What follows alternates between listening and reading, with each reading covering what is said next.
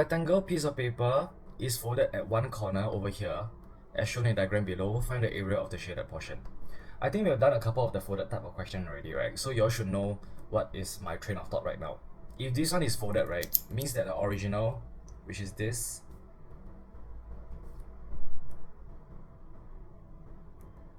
this shaded part will be the same in area as this portion. Okay, if you all think about it, if you were to fold a piece of paper, isn't the shaded portion the same as the triangle? This shaded part is the same as this triangle. Okay, so with this logic in mind, they're asking us to find the area of the shaded part.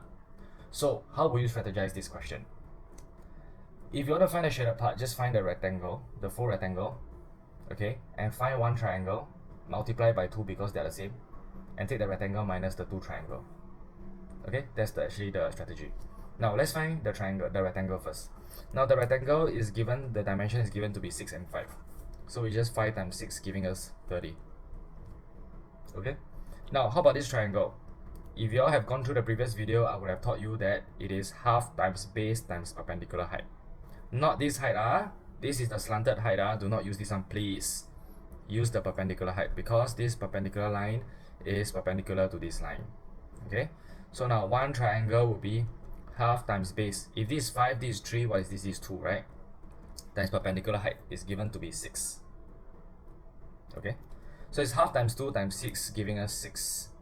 Since this and this is the same, this and this are the same, right? So 2 triangles would be 2 times 6 giving us 12. So to find the shaded portion, we take the entire rectangle minus 2 triangle.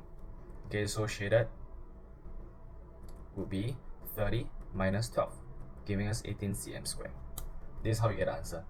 Remember, if you are folding it, means that this area and this area must definitely be the same. If after you have folded, right, the paper falls within the original one, this and this must definitely be the same. Okay, if you don't believe, go and try it out yourself. Okay, go and fold the paper, you'll know that it's definitely the same. Alright, done.